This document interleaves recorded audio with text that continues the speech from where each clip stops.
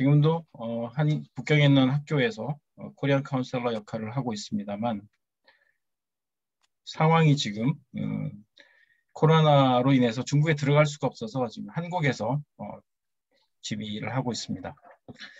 오늘 1시간에서 1시간 반 정도를 생각하고 있습니다. 그리고 지역별로 다른 어머님들께서 굉장히 많이 질문을 해주셨는데 좀 겹치는 것도 있고 특이한 부분도 있고 그래서 그 부분들을 좀 제가 가려가면서 하도록 하겠습니다. 재외국민 전형에 있어서 오늘은 3년 특례에 관해서만 설명드리도록 하겠습니다. 지난 연말에 재외국민 전형에 있어서 3특에 추가 합격까지도 나온 상황이라서 그쪽 관련된 부분까지 말씀드리도록 하겠고요. 궁금하신 부분은 끝나고 난 다음에 그 질문 시간이 아마 있을 겁니다. 질문 시간에 그때 키시고 질문을 하시던지 아니시면 채팅창에 올려주시면 제가 보고 말씀드리도록 하겠습니다.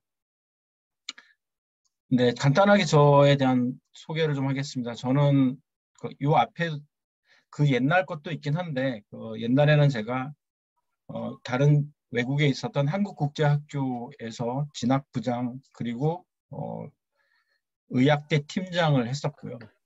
그리고 최근에 북경에 있는 학교들, 그 다음에 베트남에 있는 학교들에서 카운셀러 역할도 하고 그리고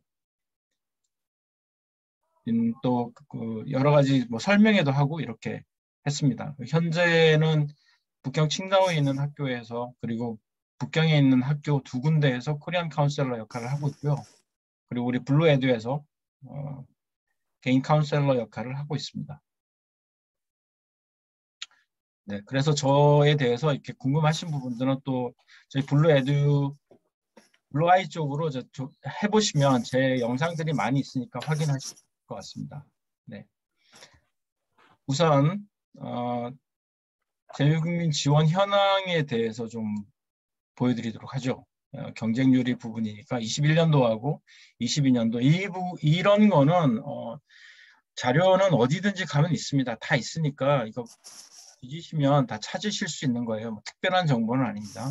근데 이제 우리가 봐야 될 거는 3년 특례가 사실은 저 혼자 생각할 때는 경쟁률이 좀 코로나 때문에 좀 떨어지지 않겠는가라고 생각했습니다. 그러니까 3년 특례 숫자가 좀 줄지 않겠는가라고 생각했었는데 지금 보시면 빨간색으로 표시된 곳들이 대부분 다 이렇게 늘어난 곳입니다. 네, 숫자가 늘어났죠, 그죠? 숫자가 많이 늘어났는데 연대고대 많이 늘어났고요. 특히 이제 한양대가 굉장히 많이 늘었습니다. 한양대가 많이 늘어난 이유는 한양대가 서류평가로 돌아섰죠. 네, 필기시험을 안 보고 서류평가로 돌아섰기 때문에 급격하게 늘었고요. 근데 중앙대 이렇게 있는데 국민대는 서류평가를 하는 학교였음에도 불구하고 숫자는 줄었습니다. 그러니까 국민대 정도까지는 고민을 좀 덜 하시는 것 같아요. 근데 여기 지금 이 학교들을 보시면 지금 이 학교들은 작년까지 필기시험 본 학교들이에요. 필기시험 본 학교들인데 경쟁률이 웬만하면 다 3대1에서 5대1 사이죠.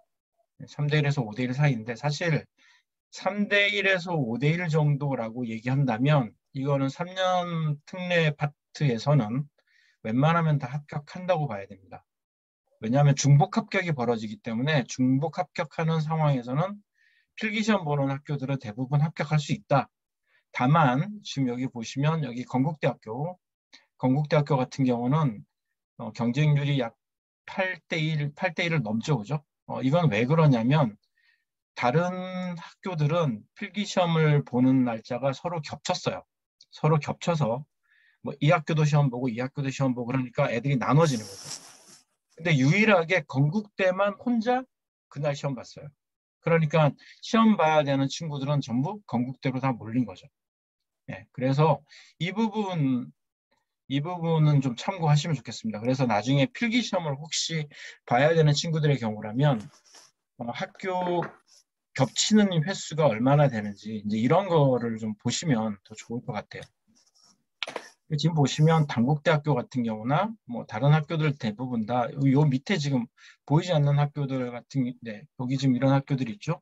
여기 보시면 뭐 심지어 2대1 이하인 경우들도 있고요. 네, 그렇습니다. 동국대나 아주대도 역시 건국대랑 비슷한 이 원인이었고요. 다만 이제 저희가 좀 더 보고 싶은 건 아마 어머님들께서 소리평가하는 대학을 보내고 싶은 마음이 더 크실 것 같습니다. 근데 이 서류평가하는 학교들의 경우 대부분은 다 경쟁률이 6대1에서 8대1, 심지어 뭐 11대1, 12대1까지 가는데, 어, 올해 입시 결과에서도 나타났다시피 연대가 최정점입니다. 맨 위에 연대가 있고요. 그 다음 그 밑에 대학들이 이제 쭉 펼쳐지게 되는데, 어, 지원하실 때 굉장히 주의하셔야 될 부분 중에 하나가 연세대학교는 계열별 모집입니다. 계열별 모집이고요. 고려대학교는 학과별 모집입니다. 나머지 학교들도 대부분 다 계열별 모집이에요. 그러니까 유일하게 고려대가 학과별로 뽑는데 중앙대도 학과별 모집입니다만 요 최상위권 대학들에 있어서 연세대학교하고 고려대학교하고의 선발 방법이 좀 다르다는 것 때문에 솔직히 삼특에서는 약간 피해갈 수 있는 좀 더 허점을 노릴 수 있는 것은 고려대학교입니다. 고려대학교를 살짝 더 노려볼 수도 있고요. 그리고 나중에 추억과 관련된 부분에서도 말씀드리겠지만 연세대학교는 거의 빠지지 않았습니다. 네, 거의 빠지지 않았고요. 연세대학교에서 거의 빠지지 않았음에도 불구하고 고려대는 추업이 많이 일어났습니다. 그 얘기는 연대와 고대에 중복 합격한 친구들이 꽤 많다는 그런 뜻이 되겠죠. 이건 나중에 다시 또 말씀드리도록 하겠습니다. 그리고 이 필기시험 보는 학교들 아까 다시 말씀드린 것처럼 필기시험 보는 학교들은 경쟁률이 이 정도 수준이라고 한다면 충분히 추업 가서도 합격할 수 있다. 네, 그러니까 어느 정도의 실력만 된다면 충분히 할 수 있는데 이제 어느 정도의 실력을 갖춰야 되느냐, 얼마만큼 해야 되느냐 하는 거는 나중에 다시 말씀드리도록 하겠습니다. 그래서 3년 특례 자격 요건에 대한 부분들을 궁금해 하실 텐데 이건 이미 다 알고 계시죠, 그죠? 이미 다 알고 계시는데 아직도 이제 저한테 가끔 문의하시는 분 중에 어떤 분들이 고등학교 1학년을 꼭 해야 되느냐라고 물어보시는데 고등학교 1학년이 아니에요. 여기 보시는 것처럼 고교 1년입니다. 그러니까 고등학교 1학년이든 2학년이든 3학년이든 상관없이 그냥 고등학교 1학년이면 된다는 얘기예요. 고등학교 1학년. 그러니까 1개년, 고등학교 1개년. 1개년이면 되고요. 3년, 0년 3년, 그러니까 365 곱하기 3 해야 됩니다. 365 곱하기 3이 돼야 되고요. 제일 중요한 건 여기게요. 지금 여기 제가 밑에 써놓은 건데 학생이 학교를 다니는 기간하고 학부모의 재직 기간이 일치하는 그 기간만 따지는 겁니다. 그러니까 아이가 먼저 들어왔다, 학교를 먼저 다녔다, 또는 대부분 이제 아빠가 먼저 들어오셔가지고 아빠가 근무하고 있는 동안에 이제 아이가 들어왔다. 그러면 아빠가 혼자 있었던 기간은 기간에 포함되지 않습니다. 아이가 혼자 학교 다니는 기간, 아빠는 귀국하시고 아이 혼자 다닌다. 그것도 안 됩니다. 네, 그러니까 학생과 학부모의 재직 기간이 반드시 일치하는 3년이어야 합니다. 그리고 이게 예전에는 뭐 주재원 자격 뭐 이런 거 있었는데 지금은 그런 것 없고요.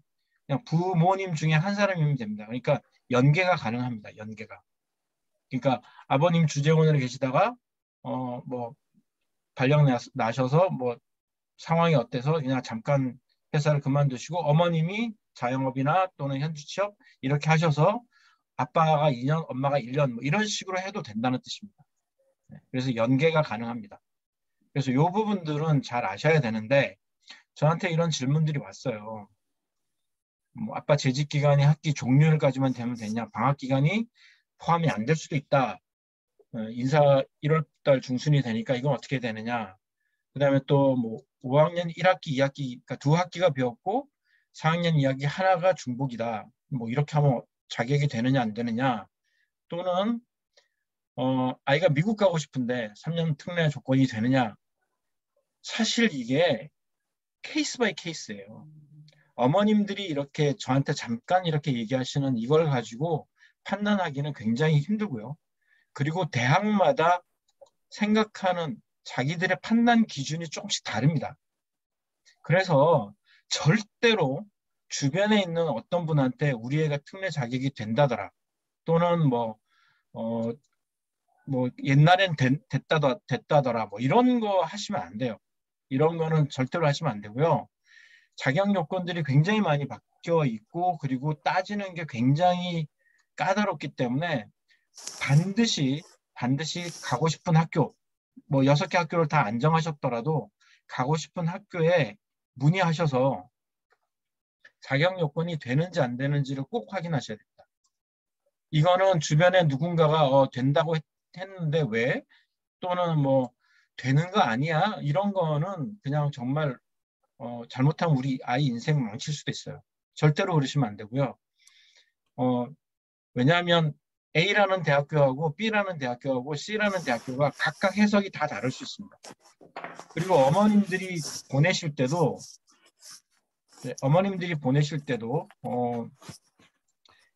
그 우리끼리 알아듣는 말로 이렇게 보내시면 그냥 대학에서 이해하는 게 좀 다를 수 있어요. 대학에서 이해하는 부분이 좀 다를 수 있어서 어머님들이 하시는 그 어떤 그 설명들을 다 이해 못 하실 수 있습니다. 네, 그래서 그런 부분들을 좀 이렇게 잘 설명하셔서 이게 물어보셔야 돼요. 네. 네, 이제 어머님들 질문에 대해서 좀 답을 드릴게요.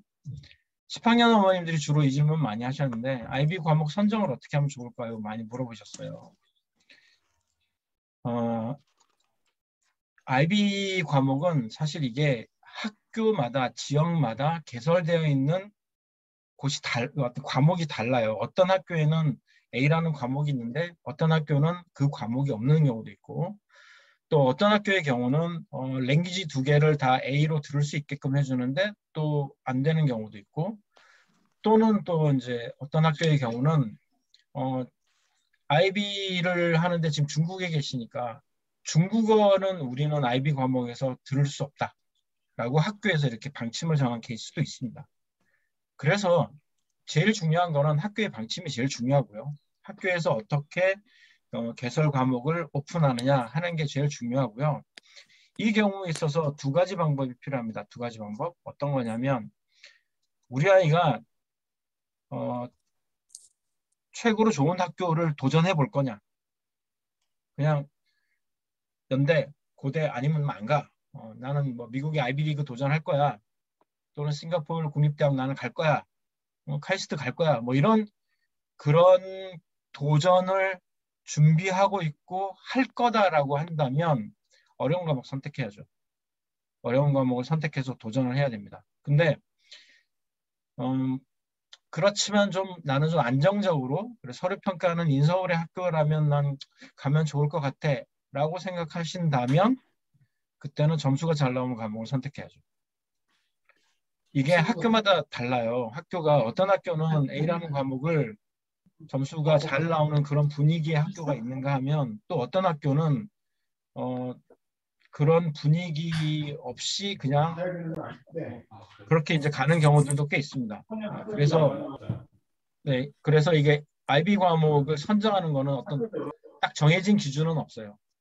이과를 가겠다라고 하면 당연히 뭐 수학 하이 해야 되죠. 당연히 수학 하이 해야 되고, 그 다음에 공대 가겠다 그러면 물리 해야 되는 게 당연하고요. 자기 전공을 관련된 과목은 반드시 하이를 선택해야 되죠. 네, 그거는 기본적인 거예요. 그 외에 나머지는 사실은 도전할 거냐 아니면 점수가 가장 잘 나오는 걸 선택할 거냐, 이거는 어머님들이 학생하고 같이 준비해야 되고요. IB를 체계적으로 준비하는 방법은 사실 IB 전 과정, 그러니까 뭐 GCSE를 한다든지 아니면 MIP를 한다든지 그 앞에 거를 하는 과정에서 아마 드러나게 될 거예요. 그래서 전 과정을 좀 더 준비하시면 좋고, 선행학습을 해야 되냐고 물으시는 경우들이 많은데 그건 학생의 능력에 따라 좀 다른 것 같아요. 학생들이 충분히 뭐 선행학습 없이도 난 할 수 있어 하는 친구들 굉장히 많거든요. 특히 뭐 유튜브 같은 곳이나 또는 해외 사이트들 이렇게 뒤져서 선행학습하는 친구들 꽤 있습니다. 뭐 비싸게 대치동에 이렇게 정말 그렇게 수업하는 경우도 있긴 하지만 사실 혼자서 공부하는 친구들이 점수가 더 잘 나오죠. 더군다나 IB라고 하는 과목이 스스로 생각하고 공부해서 답을 적을 수 있어야 되기 때문에 그런 정도의 능력을 가지려면 혼자서 공부하는 과정이 굉장히 중요하다고 저는 생각합니다. 세 번째 질문, 학교 내신이 더 중요한가, IB 파이널이 중요한가? 이거는 사실 이거 IB를 더 아신다면 이 질문을 아마 안 하실 것 같은데 IB 파이널은 학교 내신에 모여서 나오는 겁니다. 그냥 한 번의 시험으로 툭 떨어지는 성적이 아니에요. IB 파이널이라고 하는 거는 2년 내 IB 전 과정을 통해서 처음부터 쭉 쌓인 점수가 마지막에 파이널로 이렇게 탁 나오는 거지. 흔히 말하는 고3 우리 친구들이 파이널 시험 봐라고 했을 때 그 파이널 시험이라고 하는 시험 자체가 성적으로 나오는 게 아니에요. 그러니까 결국 내신이라고 봐야 되는 겁니다. 결국 내신이라고 보셔야 됩니다. 그러니까 학교 내신이 쌓여야 되는 거죠. 네.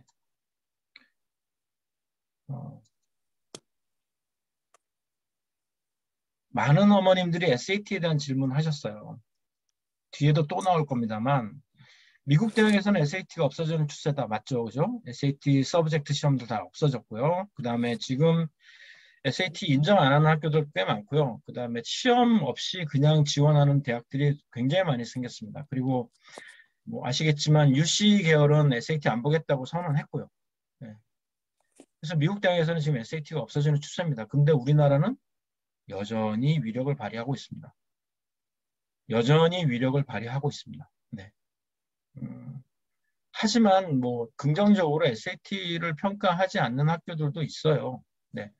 SAT하고 내신하고의 그 두 사이의 관계.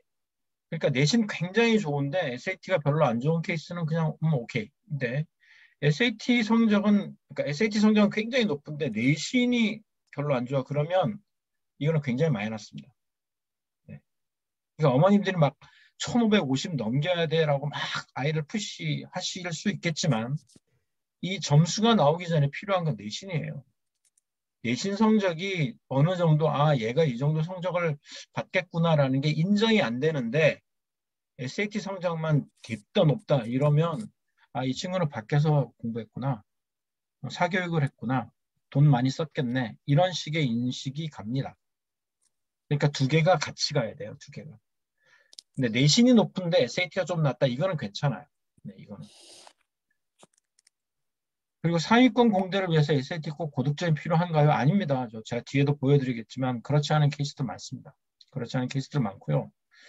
문제는 이제 SAT를 도대체 어느 정도 해야 되느냐 이제 이런 게 문제겠죠. 그러니까 어머님들 제가 많이 상담하면서 우리 애가 SAT가 1400밖에 안 돼서 뭐 이런 얘기 많이 하시거든요. SAT 1400이 1450이나 1500이 안 되면 바보라고 생각하시는 것 같은데 그거 아니에요. 네. 1400이 되어도 쓸 수 있는 곳이 있고 1400이 되면 위력을 발휘할 수 있는 곳들 굉장히 많습니다. 꼭 1500을 넘어야 된다, 1550을 넘어야 된다 이건 아니에요. 그건 특정한 곳에서만 그렇게 작용을 하는 거지 반드시 그런 게 아닙니다. 그런데 왜 SAT 하느냐? 어머님들이 척도로 여길 수 있는 그러니까 뭔가 다른 친구들하고 이렇게 비교할 수 있는 척도가 아마 SAT가 아닌가라고 생각하는 것 같아요. 제가 어머님들하고 상담하면 어머님들이 오셔서 물어보시는 게 꼭 그거예요. 걔 SAT 몇 점이에요? 토플 몇 점이에요? 그러고는 안 물어보세요. 그다음 걔가 무슨 활동을 했어요? 그 아이는 심성은 어때요? 글은 잘 썼나요? 이런 거 안 물어보세요. 그냥 점수만 물어보시지. 그러니까 SAT가 무슨 기준점처럼 보이는데 기준점은 아닙니다. 절대로 아닙니다. 그리고 이제 요번에 하나 바뀌었죠. 요번이 아니라 작년에 IB 학교에서는 AP가 필요하냐라고 물어보셨는데 AP를 이제는 아무나 시험 볼 수가 없는 상황이 돼버렸죠. 뭐 다 아시는 것처럼. 학교가 AP 센터인 경우에는 시험을 볼 수 있습니다. 근데 학교가 AP 센터가 아니면 뭐 IB 학교건 무슨 학교건 뭐 상관없이 시험을 볼 수 없습니다. 그러니까 예전에는 IB 하면서도 AP를 했어요. 그게 가능했어요. 지금은 이 학교에 다니는 친구가 이 학교가 AP 센터가 아니면 이제는 시험을 볼 수가 없습니다. 네. 그 다음에 지금 AP 학교지만 AP 제출을 못한다. 이거는 왜 그러냐면요. 어, AP 시험을 5월 달에 보잖아요. 5월 달에 시험 보는데 정상적으로 성적이 나오는 게 한 7월 중순이에요. 7월 중순. 이 정상적으로 나오는 게 7월 중순인데 어머님들이 이제 또 작년에 그 온라인 시험 때문에 그런 거 아닙니다. 그거 아니고 그 전에도 AP가 페이퍼 테스트밖에 없을 때에도 7월 중순에 성적이 나왔어요. 그러니까 7월 중순에 나오니까 7월 초가 원서 접수 기간이잖아요. 특히 연대 같은 경우는 7월 뭐 2, 3, 4 뭐 이렇게 3일 빡 하고 말아버리니까. 그러니까 그때 성적을 제출 안 하면 우리는 인정 안 하겠다 이거거든요. 이거는 연대도 그렇고 고대도 그렇고 다른 학교들 대부분 다 그렇습니다. 근데 뭐 받아주는 학교들도 있긴 합니다. 중앙대 같은 학교들은 늦게라도 제출하세요. 뭐 성균관대도 뭐 제출은 하세요. 뭐 애매하게 이렇게 얘기를 하고. 근데 연대 같은 경우는 저희는 평가 안 합니다라고 딱 선을 걷죠. 아이비 같은 경우도 아이비 하고 난 다음에 리마크 해가지고 나오는데 뭐 리마크 성적이 안 더 높게 나와서 다시 제출했다 평가 안 해요. 네. 그러니까 그 원서 접수 기간, 서류를 제출하는 그 기간에 제출한 그것만 인정한다. 그러니까 지금 이런 얘기가 나오는 거죠. AP를 12학년 때 시험 봤던 AP는 제출을 못한다라고 하는 얘기가 나오는 겁니다. 근데 준비해야 되나요? 뭐 저는 AP 학교는 당연히 해야죠. AP 학교는. 당연히 해야 되는 거고 성적을 제출하지 못하더라도 학교에서 AP 과목 이수를 했을 테니까 네, 해야 되고 그리고 한국 대학 외에 외국 대학 쓸 때는 꼭 필요합니다. 네, 꼭 필요하니까 하시는 게 맞죠. 3년 중도기국 학생인데 서류 대학 가능성이 낮다고 그러면 지필대학 가는 게 맞나요? 이 부분은 당연히 제가 네라고 말씀드립니다. 절대로 그렇게 하셔야 됩니다. 11학년을 미국으로 간다. 그래서 이거는 미국에 있는 어떤 학교냐에 따라서 좀 다릅니다. 이거는. 미국에 있는 뭐 공립학교로 가느냐, 사립학교로 가느냐, 그 학교가 어떤 시스템을 갖고 있느냐에 따라서 좀 다르니까요. 요거는 좀 따로 얘기를 하셔야 될 부분인 것 같고요. 여기 중도기국 학생에 대한 부분을 질문을 하셔서 아마 많이 또 질문을 하실 것 같은데 제가 요거 하나만 보여드릴게요. 날짜 보시면 이거 2021년이라고 돼 있죠, 그죠? 네, 올해 작년 겁니다, 작년. 작년에 홍익대학교에 공대를 했어요. 이 친구는 작년에 아이비 성적이 30대 중반이 안 됐어요. 30대 중반이 채 안 됐어요. 작년에 30대 중반이라는 얘기는 좀 성적이 네, 조금 낮죠. 네, 근데 어, 이 친구가 특례 시험 준비하는 거는 사실 6개월도 안 됩니다. 특례 시험을 준비한 건 6개월도 안 돼요. 다만 이 친구는 수학 공부는 계속 했어요. 왜냐하면 공대를 갈 거였기 때문에 본인도 공대 갈 거라고 생각해서 수학 공부는 꾸준히 했습니다. 그리고 그때 아까 제가 건대가 굉장히 높다 그랬죠. 네, 경쟁률이 8.6대 1인가 해서 되게 높았잖아요. 근데 이 건대가 1차 초합이 됐어요. 네. 얘는 이제 처음에는 홍대만 됐고 다른 데는 안 됐는데 건대 초합이 됐어요. 그래서 물리학과를 가는데 어떻게 하면 좋겠냐라고 해서 저는 건대 가라고 얘기했습니다. 왜냐하면 건대가 이 과를 바꾸기가 쉬워요. 전과를 굉장히 잘해주는 학교예요. 네. 그래서 그리고 건대가 투자도 많이 하고 네. 그래서 건대를 가는 게 더 좋겠다라고 이렇게 제가 말했었는데 제가 이 얘기 보여드리는 거는 뭐냐면 처음에 말씀드린 것처럼 3년 특례 필기시험 보는 학교들이 그렇게 선택이 어려운 경우가 아니다. 조금만 공부하면 된다. 그런 거를 보여드리기 위해서 한 겁니다. 요거는 이제 서한 쪽에서 질문해 주셨는데요. 시험 횟수를 어느 정도 봐야 되느냐라고 했는데 횟수 하나도 안 중요합니다. 뭐 미국 대학에서 SAT 시험은 4번에 걸쳐서 본 것만 뭐 얘기하는 그거 미국 대학에서 그것도 아이비리그에서 하는 얘기고요. 왜냐하면 국제학교에서는 11학년이 되어야 하지만 SAT 시험을 보게 해주는 학교들이 많습니다. 그러니까 11학년부터 SAT 시험을 보면 볼 수 있는 횟수가 4, 5회 정도밖에 안 돼요. 그러다 보니까 이제 횟수가 나오는데 하나도 안 중요합니다. 그냥 많이 보세요. 볼 수 있다면. 지금 현재 중국에서 시험 보기가 너무 힘든 상황이라서 보지 못하는 경우들이 많은데 볼 수 있다면 많이 보는 거 괜찮습니다. 그 다음에 봉사활동, 동아리, 제2외국어의 중요성. 솔직히 여기 제2외국어는 하나도 안 중요합니다. 지금 우리 어머님들 전부 중국에 계시잖아요. HSK 6급을 따야 된다 또는 뭐 5급에 얼마가 넘어야 된다라고 하는 루머들이 굉장히 많이 돌아다니는 것 같은데 그건 해마다 그랬고 언제나 그랬습니다. 중국어에 에너지 투자하지 마십시오.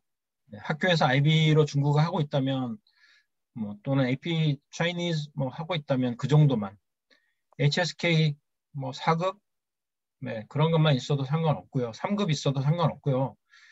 HSK나 중국어가 어떤 변수가 되지 않습니다. 다만 중문과 갈 거라면 중문과를 지원한다. 그러면 얘기가 다르죠. 중문과가 아니고 다른 과라고 한다면 제2외국어는 하나도 중요하지 않습니다. 평가가 안 된다고 보셔야 됩니다. 동아리 활동 당연히 열심히 해야죠. 당연히 열심히 해야 되고요. 에너지를 투자해서라도 많이 해야 됩니다. 그 중에서도 봉사활동은 당연히 열심히 많이 했으면 좋겠습니다. 네. 봉사활동에 대해서는 좀 열심히 좀 하고 또 많이 느끼고 또 그거와 관련돼서 또 자기 진로를 좀 찾아보고 하는 그런 시간이 되었으면 참 좋을 것 같아요. 로컬 학교의 졸업과 성적 증명은 번역 공정해야 되는데 이거는 어디서라고 물어보시면 제가 답하기는 좀 힘들고요. 그 지역에 하시는 데 있을 겁니다. 번역 공정하는 데가. 거기 맡기시면 될 텐데 한국어로 번역을 해도 괜찮고요. 영어로 해도 됩니다. 가격은 아마 영어로 하는 게 더 쌀 겁니다. 네, 한국어나 영어나 상관없거든요. 영어로 하면 되고요. 이 비용을 줄이시려면 로컬 학교에서 이런 증명서 띄실 때 중국어하고 영어를 같이 써달라고 하세요.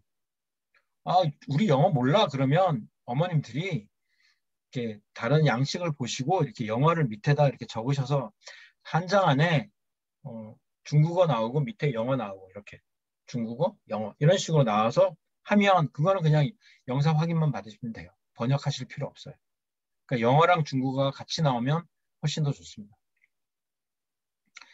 외국 대학 진학 시 준비할 내용 토플이나 IB 뭐가 필요하냐고 그러시는데 이거는 지역별로 좀 다르고요. 그 다음에 학교 레벨별로 좀 다르고 그러는데 꼭 필요한 거는 학교 내신입니다. 절대적으로 중요한 건 학교 내신입니다. 절대적으로. 근데 이제 홍콩 같은 경우나 싱가포르 같은 경우는 AP의 경우는 AP가 있어야 돼요. AP 세 과목, SAT 성적 이런 거 있어야 되고요. 또 토플이 필요한 경우도 있고 이거는 지역별로 또 학교별로 조금씩 달라서 이거는 일괄적으로 말씀드릴 수는 없습니다. 다만 그래도 제일 중요한 거는 학교 내신이다. 네. 그 다음 질문이 이제 IB나 AP 학교 중에서 어떤 게 특례 입학에 유리한가요? 없습니다. 유리한 거 그런 거 없습니다. 네, 그런 거 없는데 다만 이런 건 있죠. IB는 과목을 6개로 선택하죠. 그죠? 6개로 선택하고 그 6개 과목에다 플러스 카스, 그 다음에 TOK, Extended Essay 이런 거 하죠. AP 학교가 IB랑 경쟁을 하려면 그 정도를 해줘야 됩니다. 이해하시죠? 6개 과목이 IB에서는 6개 과목을 2년 동안 듣는단 말이에요. 그러면 AP도 최소한 이 6개 정도에 해당하는 과목 플러스 소논문 쓰는 거, Extended Essay, 그 다음에 TOK, 철학 수업 뭐 이런 정도의 그 정도의 경쟁력은 갖고 있어야 된다는 뜻입니다. AP 하시는 어머님들은 고민이 많으시겠지만 학교에서 이제 고학년 때부터 9, 10, 11, 12 이렇게 해서 한 개, 두 개, 세 개, 세 개 뭐 이런 식으로 학교가 오픈해 놨잖아요. 그렇게 오픈해 놓은 그 정도의 과목들을 이수할 정도가 되어야 IB랑 경쟁할 수 있습니다. 근데 이게 아이마다 성향이 달라요. IB 학교는 정말 2년 동안의 성적이 쭉 쌓여서 파이널로 나오는 거거든요. 한 번에 시험으로 끝나는 게 아니에요. 그러니까 정말 끈질기게 공부할 수 있는 수준이 되는 친구가 좋고요. AP는 1년 바뀌거나 아니면 한 학기 한 바뀌거나 하기 때문에 약간 이렇게 좀 오래 진득하게 있는 게 아니다 싶으면 AP를 선택하는 게 좀 맞죠. 그래서 이거는 아이의 성향하고도 좀 관련이 되는 거고요. 유리, 분리 이건 없습니다. 아까 이거 그 중도기국과 관련된 얘기하고 똑같은데요. IB 점수 없이 스카이 쪽으로 보내고 싶은 방법. 어, 한국에 들어와서 내신이 최소 2등급 후반대가 되면 됩니다. 최소. 학교 내신이 2등급 후반 정도로 가면 가능성이 좀 있습니다. 네, 근데 실제로 IB 점수 없이 스카이 들어가는 애들 보면 내신 등급이 약 1등급에서 2등급 사이예요. 2등급 초반. 네. 3등급 넘어가면 스카이는 못 갑니다. 그러니까 이게 왜 그러냐면 우리는 특례에서 연대, 고대, 서강대, 성대, 한양대, 중앙대 이렇게 갭이 쭉 크게 벌어져 있는 것 같지만 국내 수시는 요 갭이 아주 좁아요. 그러니까 0.1점 차이로 붙고 떨어지고가 같기 때문에 뭐 연대나 성대나 큰 차이 없습니다. 거의 같아요, 거의. 네. 그러니까 우리는 좀 벌어져 있다고 생각하는데 아닙니다. 그래서 한국에서 그냥 일반고로 가서 스카이 가는 거는 사실 네, 굉장히 힘들지 않을까? 네, 조심스럽게. 그래서 이제 국제학교를 가야 되냐, 일반고를 가야 되냐라고 여쭤보시는데 저는 투자하실 수 있다면 국제학교를 보내라고 권합니다. 왜 그러냐면 스카이 못 가면 외국이라도 보내야죠. 스카이 못 가면 미국이든 홍콩이든 뭐 이렇게 네. 그래서 저는 국제학교를 가시면 어떨까라고 생각하고요. 혹시 한국 주변에 한국 국제학교가 있어서 선택지를 선택할 수 있다라고 한다면 11학년 때 가면 안 됩니다. 11학년 때 가면 내신 다 망가지고 네. 그러니까 11학년까지 하고 가면 안 되고요. 11학년 전에 가야죠. 11학년 시작할 때 간다든지 아니면 10학년 후반 2학기 때 간다든지 그렇게 해서 최소한 학교에서 1년 반 정도는 공부를 해야지 뭔가 결과가 나오죠. 11학년까지 하고 가면은 그거는 이제 온갖 스펙이 다 준비된 상태로 넘어간다는 뜻인데 IB 파이널도 안 나왔고 뭐 그러니까 사실 좋은 학교를 가기는 힘들죠. 12학년 1학기 때 한국 학교 들어가서 내신이 잘 나올 리도 없고요. 이런 부분은 사실 좀 이렇게 아이의 개별적인 특성하고 연결되는 것이라서 네, 좀 학생의 개별 상황을 봐야지 좀 더 이해가 될 것 같아요. 어, 이런 질문을 하셨어요. 서류 전형하는 문과 계열인데 토플 점수 100점 초반인데 제출할까요 말까요? 이거는 학교를 봐야지 알아요. 학교. 네, 학교의 상황을 좀 봐야 알고 그다음 내신 성적도 좀 봐야 알고 경쟁을 할 수 있는지 없는지 여부도 봐야지 합니다. 근데 토플 점수 100점 초반이 낮은 점수가 아닙니다. 102점, 103점, 104점 절대 낮은 성적이 아닙니다. 낮은 성적이 아니고 그리고 토플이 뭔가를 결정한다고 생각하시면 안 됩니다. 토플은 그냥 야 얘가 이 정도 공부하는구나 정도예요. 그냥 아무것도 아니에요. 이거 가지고 100점 초반 나왔으니까 너는 110점을 넘겨야 돼. 전혀 그러실 필요 없습니다. 뭐돈 써가면서 그냥 하실 이유가 없어요. 110점을 넘어가면 어머님들이 마음이 편하시죠. 네, 그런데 입시에는 뭐 아무런 영향을 미치지 않습니다. 심지어 뭐 90점이 돼도 상관없습니다. 제출 안 하면 되죠. 토플 성적이 뭔가를 결정할 거다라고 생각하시면 그건 조금 오해세요. 그건 아닙니다. 다만 점수가 좀 더 높으면 마음으로 위로는 되죠. 마음으로 위로는 됩니다만, 어, 네, 그건 아닌 것 같고요. IB 케미를 지금 HL로 듣고 있는데 6.7면 뭐 6에서 7 사이가 나온다 그러는데 작년에도 본 AP 케미가 3점인데 이거 제출해야 되냐고 물어보시는데 AP하고 SAT하고 점수 제출에 있어서의 큰 차이가 뭐냐면요. SAT는 작년에 시험 본 거, 올해 시험 본 거, 내년에 시험 본 거 중에서 제가 선택할 수 있어요. 제일 잘 나온 거. 3월달 시험, 5월달 시험, 10월달 시험 있는데 그 중에서 난 10월달 시험 성적이 제일 잘 나왔어. 그러면 10월달 성적만 선택해가지고 스코어 리포팅 하면 됩니다. 그냥 이것만 보내줘도 돼요. 그런데 AP는 보내잖아요. 그러면 올해 시험 본 거, 작년에 시험 본 거, 재작년에 시험 본 거, 그 앞에 시험 본 거까지 다 나옵니다. 성적이 다 나옵니다. 다. 네. 모든 성적이 다 나옵니다. 그러니까 AP는 나는 요건 내고 싶고 요건 안 내고 싶고 이게 없어요. 그냥 다 나와요. 그러니까 지금 이제 이 어머님 상황처럼 AP 화학이 3점이 돼 있어요.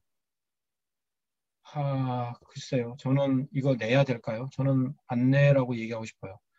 근데 이제 어머님이 고민하시죠? 매스의 칼 BC가 7점이에요. 이거 너무 아까운데? 그거는 안 아깝죠. 왜요? IB 매스 하고 있잖아요.